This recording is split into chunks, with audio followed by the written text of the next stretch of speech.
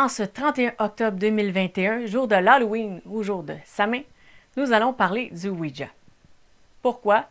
Parce que cette journée est considérée comme étant une porte ouverte sur le monde des esprits, sur l'au-delà, et une journée propice à pouvoir communiquer avec les morts. Alors pour ceux qui se souviennent du nom, mais ne sont pas certains de ce que c'est, en fait c'est une planche sur laquelle on retrouve les lettres de l'alphabet.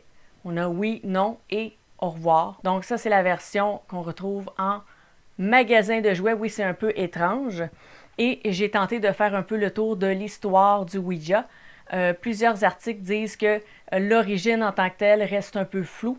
Le pourquoi, le comment est un peu flou.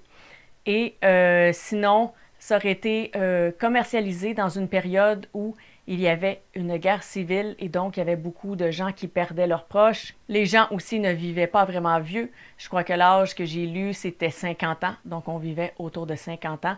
Alors les gens perdaient leurs proches plutôt rapidement. Si vous voulez aller lire sur l'histoire du Ouija, il y a des articles qui sont intéressants, surtout en anglais. Si vous pouvez lire l'anglais, j'ai trouvé quelques articles vraiment très intéressants qui vont pouvoir vous en dire plus, même s'ils mentionnent que ça reste un peu flou sur l'origine. Certains articles sont un peu plus détaillés. Donc, maintenant, le Ouija, ça sert à communiquer avec les esprits, mais les esprits au sens large. Donc, on ne précise pas quel type d'esprit. Si vous dites « Ah, moi, je veux communiquer avec mon ange », ce n'est pas fait pour communiquer avec les anges, c'est fait pour communiquer avec les esprits au sens très large et on va détailler un peu ceci. Pour vous donner une idée de base, avant de détailler, eh bien, je vais vous raconter rapidement deux expériences de Ouija que j'ai fait quand j'étais ado. Alors, est-ce que c'était les deux seuls? Non, il y en a eu d'autres, parce que j'avais des amis qui voulaient essayer, donc pas les mêmes amis. Donc, en ayant essayé avec un, après c'était l'autre et l'autre.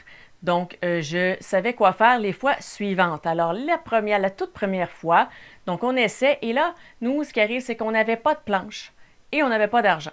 Alors, on a fabriqué nous-mêmes la planche de Ouija avec des feuilles un peu collées, essayer de mettre ça le plus égal possible. Et puis le curseur, ou je ne sais plus comment on appelle ça, c'était un 25 sous. Alors, une pièce de monnaie. Donc, c'était très artisanal. Et donc, à la première séance, eh bien, ça s'est mis à bouger. Pas si rapidement, mais quand même, c'était quand même bien. Mais ça allait un peu dans n'importe quelle direction, ça disait un peu n'importe quoi. On n'arrivait pas à avoir des réponses concluantes. Parfois, on disait une question, ça allait toujours sur oui pour toutes les questions. Et là, on disait non, on ne veut plus parler à cet esprit, on t'a dit au revoir, bye.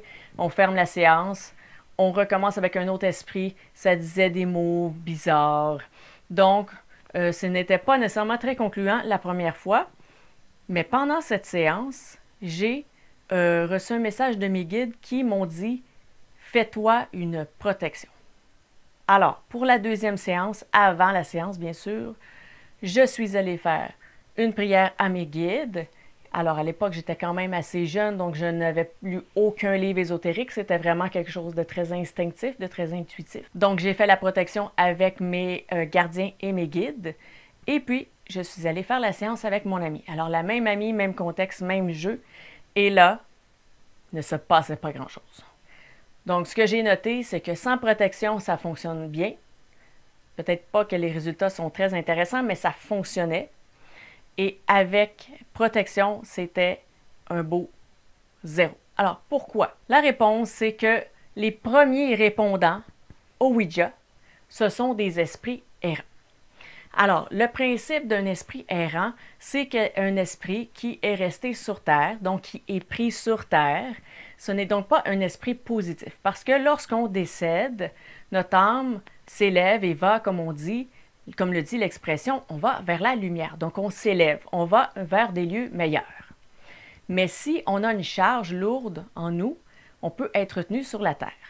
Et c'est un peu le principe des esprits errants, c'est qu'ils ont une charge, un poids. Si on veut voir comme une métaphore, c'est qu'il y a un poids qui retient sur la Terre et qui empêche de s'élever. Donc, on s'entend que ce ne sont pas des entités positives, ce sont soit des entités neutres ou des entités mauvaises, donc des entités qui ont des problèmes. Ensuite, l'esprit ou les esprits peuvent vouloir jouer avec vous.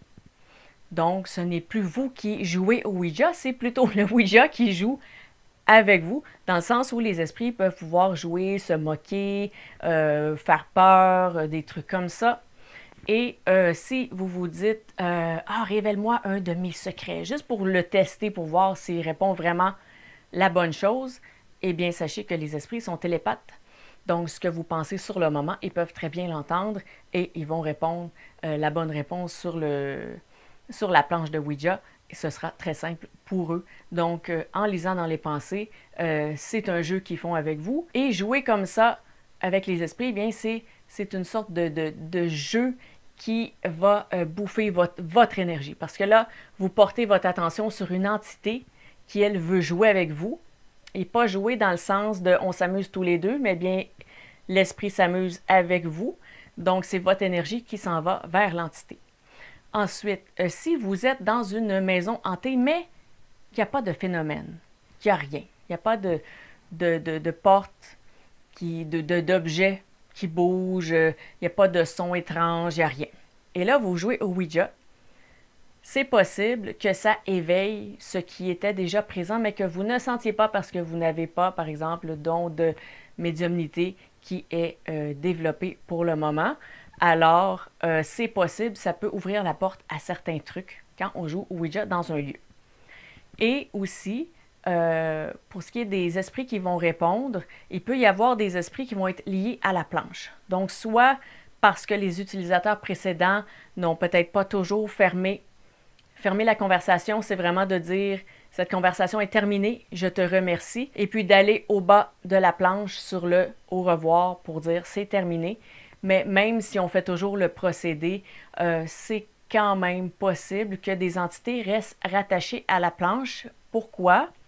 C'est parce que si une entité est errante, eh bien, elle ne sait pas trop ce qu'elle fait. Et au lieu de se tourner vers la source divine, Dieu, peu importe comment on veut le nommer, l'univers, au lieu de se tourner vers où elle doit aller, eh bien, elle erre, elle cherche autre chose qui n'est pas bon pour elle parce qu'elle ne s'élève pas.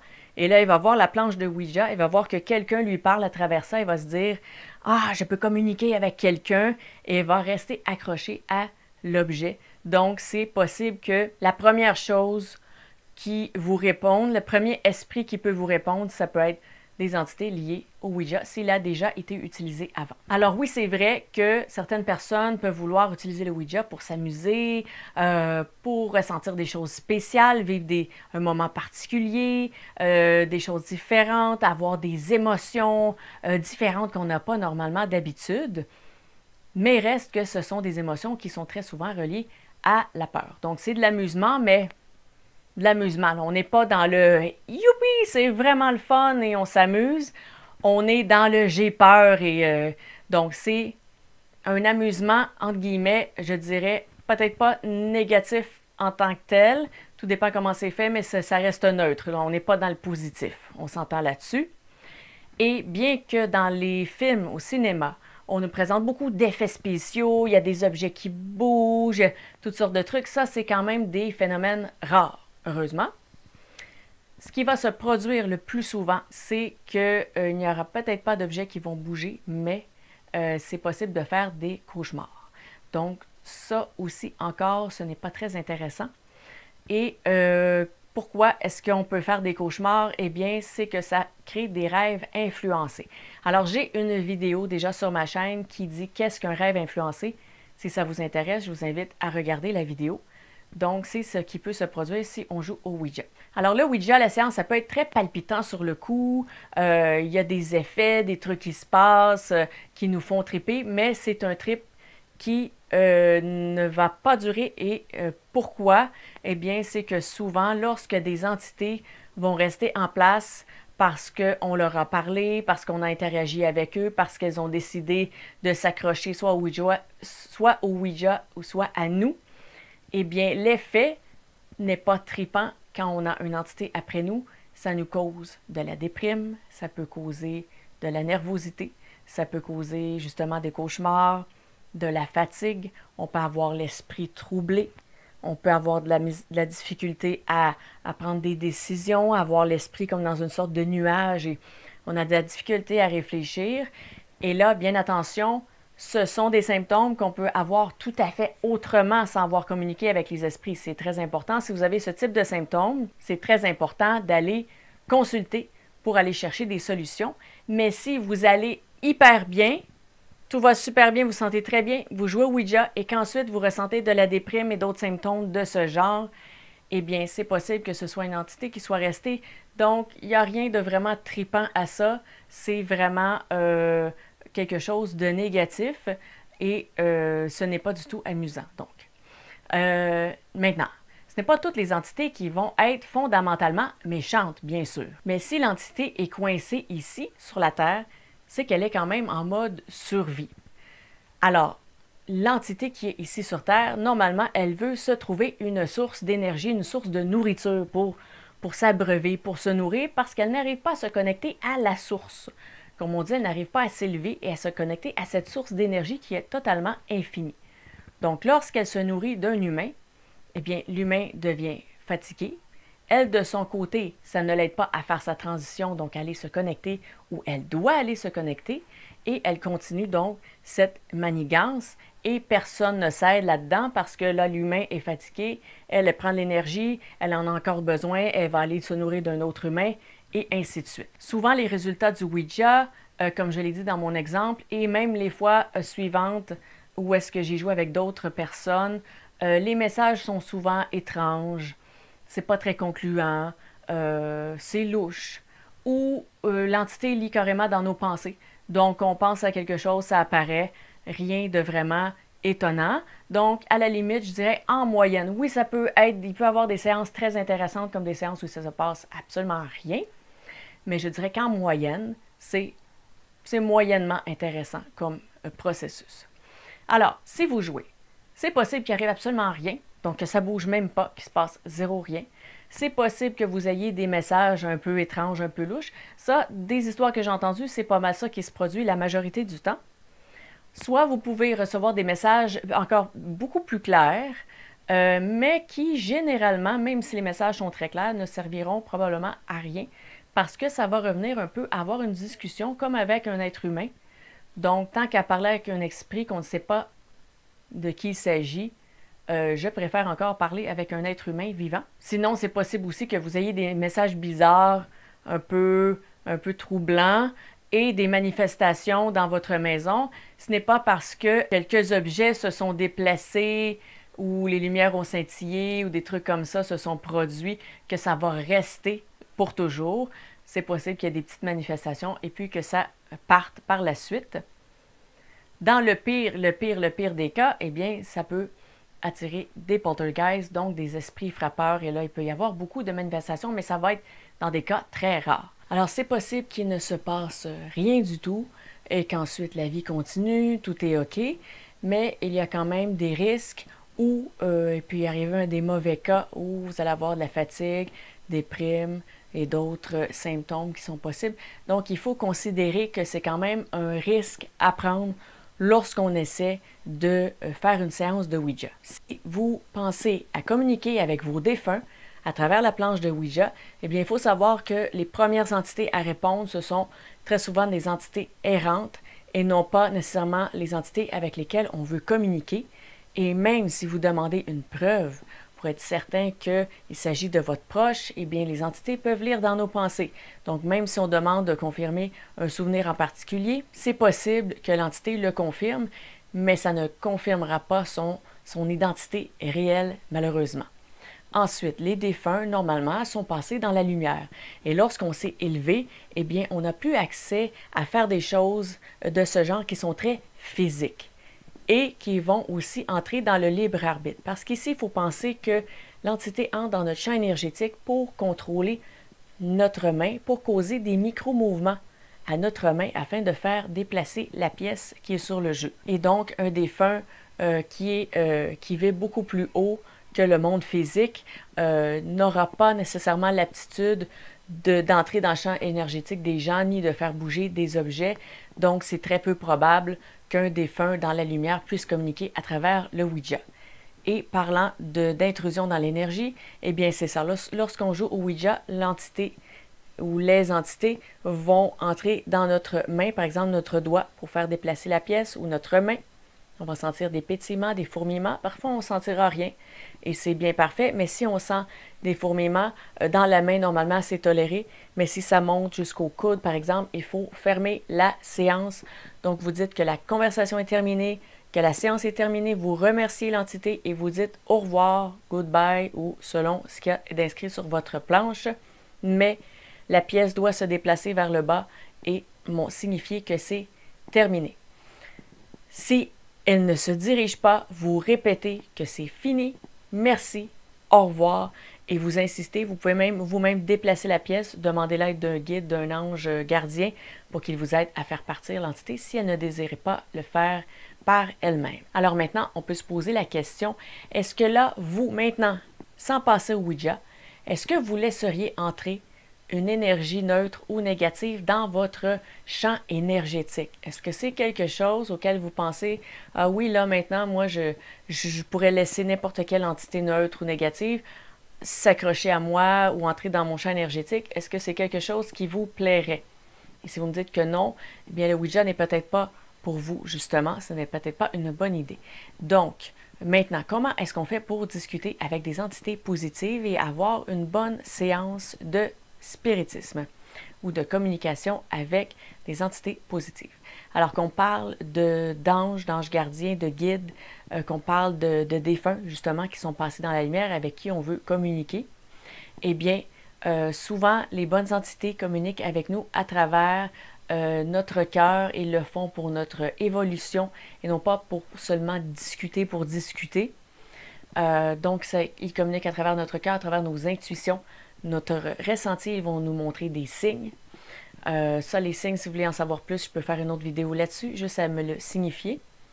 Les entités positives, donc, comment on communique de façon plus directe avec elles que seulement des signes, des rêves ou des trucs un peu plus anodins? Eh bien, si on veut discuter directement, c'est avec la canalisation. La canalisation, c'est non intrusif parce que les entités ne vont pas entrer dans notre bulle, ils ne vont pas entrer dans notre champ énergétique, dans notre aura.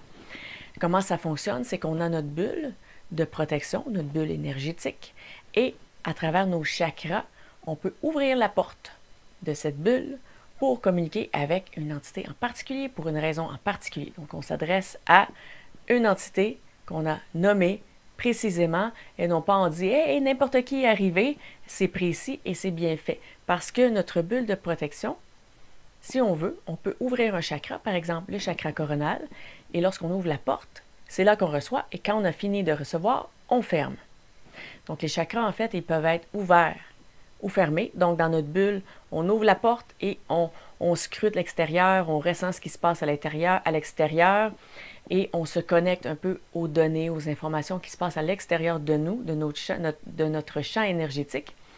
Et quand on veut se refermer, se replier sur soi, se recentrer parce qu'on a besoin de reprendre nos forces, parce qu'on a besoin de se poser, eh bien, c'est là qu'on ferme nos chakras. Donc, on ne parle pas ici de chakra qui est actif ou inactif, mais bien qui est ouvert vers l'extérieur ou fermé et donc recentré vers l'intérieur. Lorsqu'on parle d'un chakra actif ou inactif, c'est est-ce qu'il est fonctionnel? Donc, est-ce qu'il est parfois, il peut être inactif, parfois il peut être suractivé. Et ce qu'on recherche souvent, c'est d'être au centre, donc être actif tout simplement. Là, si vous voulez une différence entre actif, inactif, ouvert et fermé, je pourrais refaire aussi une autre vidéo sur le sujet si ça vous intéresse. Donc voilà, pour la canalisation. Alors, le langage qui est reçu, c'est un langage qui est ressenti. Alors, ce n'est pas un langage qui va être écrit. Oui, on peut recevoir puis transcrire, ça, il n'y a pas de problème. C'est de l'écriture intuitive. Donc ça se fait. Mais ce que je veux dire, c'est qu'on ne reçoit pas nécessairement un mot. Comme avec le Ouija, on reçoit des mots, donc les messages s'adressent à notre mental. Quand on canalise, ça s'adresse à notre intuition. Et là, le message va être vraiment global. Donc, si on prend le mot amour, par exemple, on recevrait le mot amour, bon, on ne saura pas nécessairement ça fait référence à quoi et ça entre dans quel concept, ça veut dire quoi, ça représente quoi. Tandis que quand on le reçoit par canalisation, eh bien, on peut aussi ressentir, donc on peut se sentir aimé, on peut comprendre ce qu'est l'amour, on peut avoir des images, des sensations, des impressions et surtout de la compréhension. Donc, c'est une compréhension globale du message qui est faite lorsqu'on reçoit par canalisation. L'autre différence, c'est qu'avec le Ouija, si on parle à une entité anglophone, les messages vont être en anglais. Si l'entité est francophone, les messages vont être en français. Tandis que lorsqu'on canalise, eh bien, le langage est traduit par justement notre champ énergétique et nos filtres personnels. Donc, on va très bien saisir le sens du message parce qu'il est traduit dans notre propre discours. Alors oui, c'est plus difficile la canalisation, c'est aussi beaucoup moins spectaculaire parce que c'est plus vécu intérieurement, c'est plus introspectif, mais c'est aussi beaucoup plus enrichissant et évolutif et les messages sont beaucoup plus détaillés. Alors voilà, si vous avez des questions ou des commentaires, laissez-les au bas de la vidéo. Ça pourrait me permettre de préciser certains trucs. Ou sinon, si un sujet vraiment plus large, eh bien, ça pourrait peut-être me permettre de faire une deuxième vidéo sur le sujet du Ouija pour aller approfondir le sujet. Si vous croyez que ces informations pourraient servir à quelqu'un, je vous invite à lui partager la vidéo. Peut-être que la personne avait envie d'essayer le Ouija, mais qu'elle ne sait pas trop comment ça fonctionne. Donc là, ça va lui donner une sorte d'aperçu. Et bien sûr, tout ça est basé sur mes connaissances que j'ai sur le sujet, mes expériences personnelles, mais aussi sur les expériences de plein de gens qui m'ont parlé du Ouija, que ce soit des proches, des amis ou encore des gens sur Internet avec qui j'ai correspondu pendant plusieurs années. Donc, j'aurais pu vous raconter des histoires tout à fait loufoques, des trucs plutôt parfois terrifiants même, et d'autres dans d'autres cas où c'était d'une platitude sans nom. Donc, j'aurais pu vous raconter toutes sortes d'histoires, mais je crois qu'avec ce qu'on a vu ici, vous avez une base sur comment est-ce que ça fonctionne, pourquoi, qu'est-ce qui se passe, quel type d'entité répond en premier et qu'est-ce que ça peut donner comme résultat. Ensuite, c'est à vous de voir, comme j'ai posé comme question tout à l'heure, est-ce que vous laisseriez là, maintenant, tout de suite, sans penser au Ouija, des entités neutres ou négatives entrer dans votre champ énergétique parce que c'est comme ça que le Ouija fonctionne. Donc, c'est une question à se poser avant de prendre sa décision si oui ou non on veut essayer. Si vous avez aimé, je vous invite à cliquer sur j'aime. Ça m'indique quel type de vidéo vous préférez. Et si vous n'êtes pas déjà abonné, je vous invite à le faire parce qu'il y aura très probablement d'autres vidéos sur le sujet du spiritisme en général, donc pas nécessairement du Ouija en particulier, mais sur le spiritisme. Et j'ai aussi beaucoup d'autres sujets que je veux continuer à développer et d'autres, des nouveaux sujets que je veux démarrer sur la chaîne. Et donc, il y a une panoplie de vidéos sur des sujets ésotériques qui s'en viennent. Et si vous êtes abonné, eh bien, vous allez pouvoir être avisé lorsque les nouvelles vidéos arriveront. Et d'ici à ces nouvelles vidéos, je vous dis à bientôt.